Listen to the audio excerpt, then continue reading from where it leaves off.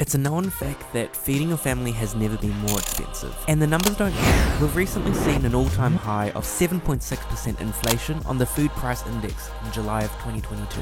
And with this volatility after consumer markets, the second most impacted industry to get hit by the inflation of food is the restaurant business. That means thinner margins, scarce supply chains, and generally a bit of a headache for chefs in the kitchen. Thankfully, there is one solution that I came across after speaking with Carlos, head chef at Sol Quarter here in Christchurch. My name is Carlos Calisto Rodriguez. I like to say my second last name because they come from my mom, so it's kind of like I'm really proud of that. One solution that doesn't rely on the unforgiving supply chains of our everyday supermarkets, a solution that doesn't require you to pull out your credit card. I don't know who you are or what you want, but let me give you my credit card number. And a solution that actually provides fresher, longer lasting vegetables that actually taste better.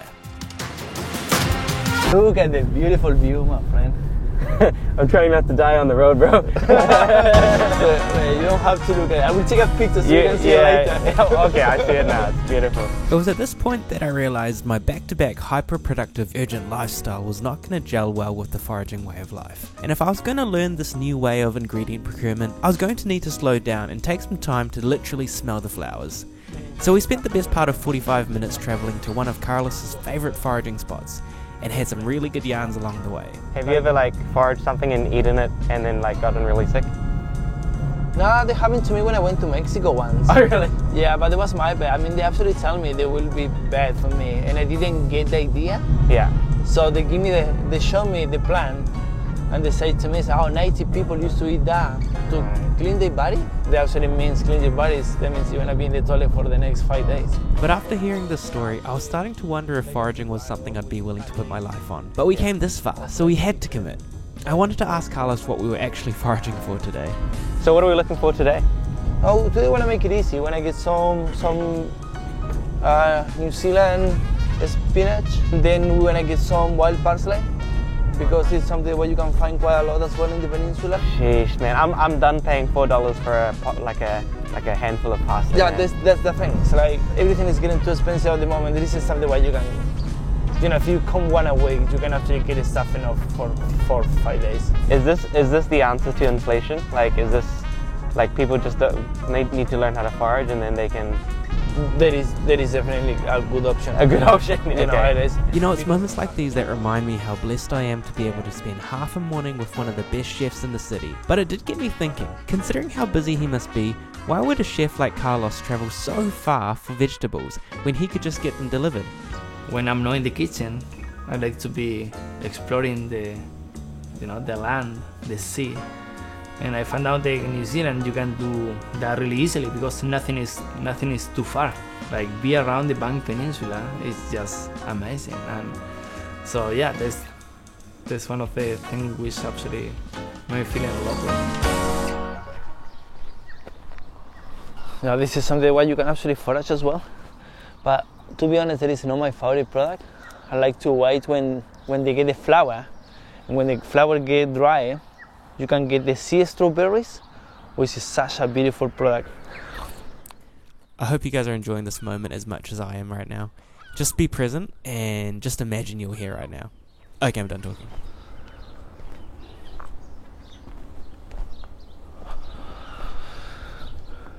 I'm really enjoying this already. Yeah, and honestly, this is the thing that I say, it's so close. It's honestly, when I walk 2 minutes and then you will start to find some food. That's the thing, it's that easy.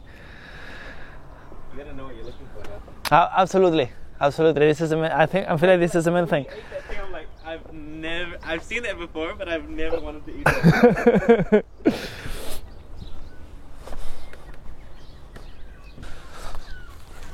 But see, if you come around here, there's all parsley. Really? Yeah, and you can taste how fresh it is. Wow.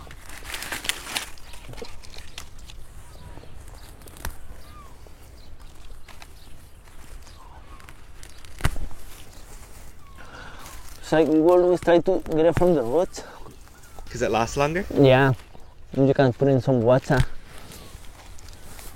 But see, there was 2-minute walk, and yeah, this is what we find here. Now if we walk for another 5 meters, to the way. Can you pick a little bit for me? Absolutely. Yeah. You will have some. I want to make pasta today. Oh yeah, here we go. Beautiful. It is stunning. Oh my god.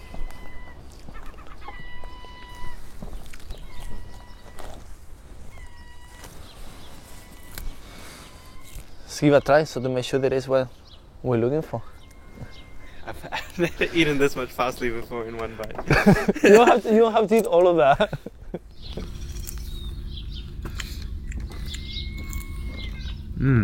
Yum.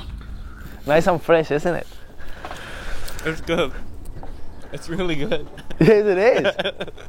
I want to eat all of it now. For example, in Mexico, what they do as well, they make like different, they call it agua fresca, which is like water with different kind of flavor.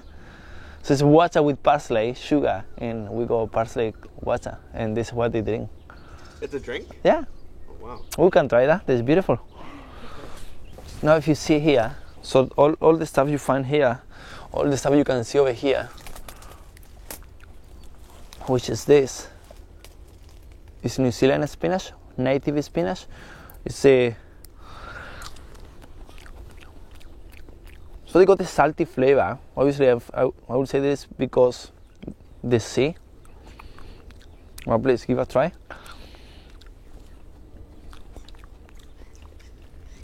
Yum. So it is. So I'm just gonna leave my parsley here.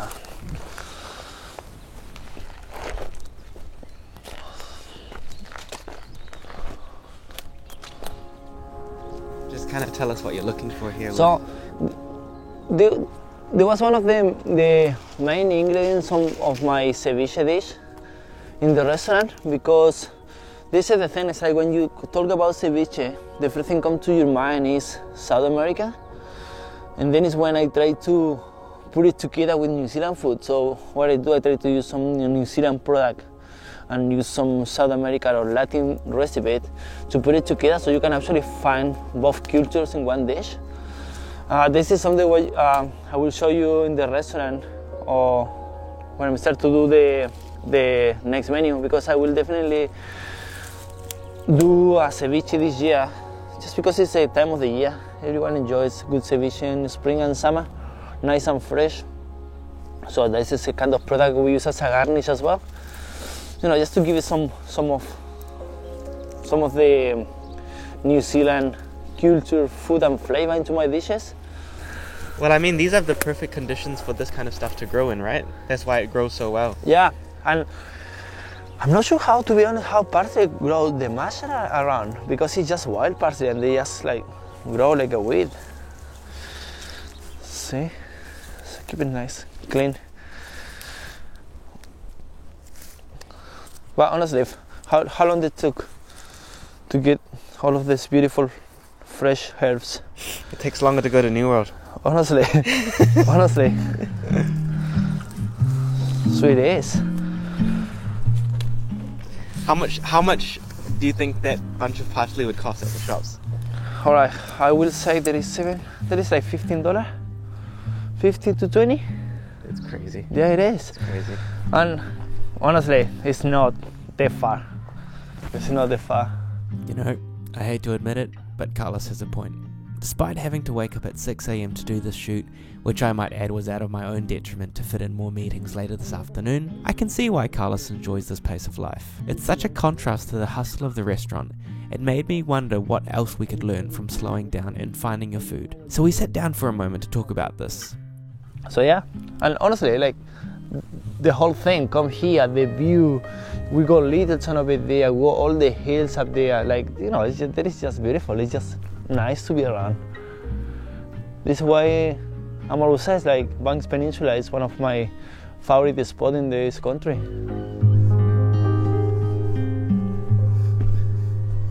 Oh snap. Okay, I'll stop now. I nearly slipped.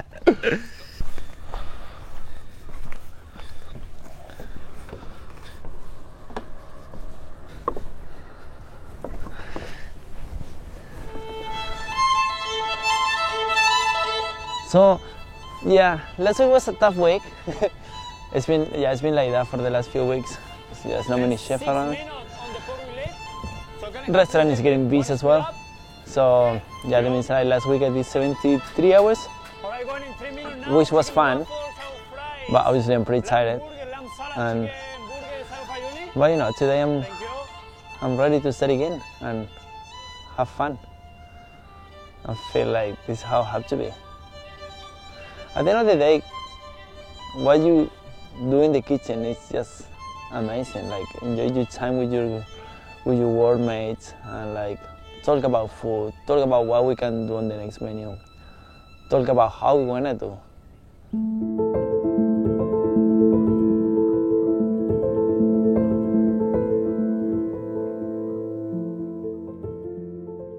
I mean, I like to come to the peninsula. I like to be with the nature. I like to be next to the beach, and I like to feel the water of the sea. Like, they made me think. They made me think about what I'm doing, see if I'm doing right or not. Like, you know, sit here, see the reflection of the mountain on the sea, how perfect they can be. So when I see that, it's kind of like, I can put this on a dish.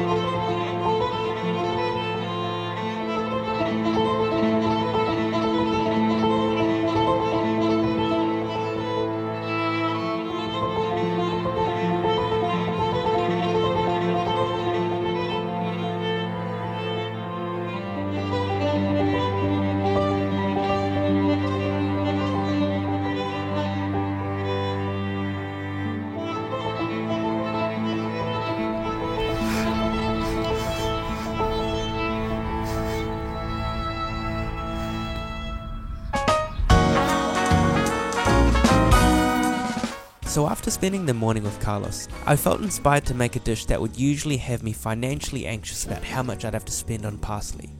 Aglio olio. I'm nowhere near the cook that Carlos is, but I think part of the reason I started this channel was to be the bridge between professionals in the kitchen and aspiring foodies. So let's recap on what we learned about foraging. Firstly, it's about enjoying the journey. There's no point rushing the outcome because so much of the return on investment comes from what you can learn through being present in the moment. And if you wanted the outcome straight away, you might as well go to the supermarket. But be careful, you might just be missing the purpose of the ingredient.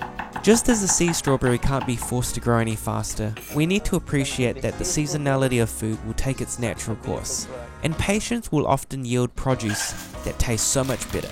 And finally, to reflect and be inspired. For me, my initial reflections were that I just came home with $20 worth of fresh parsley without paying a single cent. But the actual reward was in the knowledge I picked up from spending the morning with Carlos. And so if you felt like this video added value into your lives, I would encourage you to do one of two things. Firstly, be brave and connect with your local chefs and learn about how they forage in their local environment. You'll love the conversations that come from it, I promise you. But if this sounds a little bit too out there for you, I urge you to simply subscribe to this channel where you will see me and my team connect with the chefs and industry professionals in a way you've never ever seen before. Thanks again for watching, and we'll see you next week.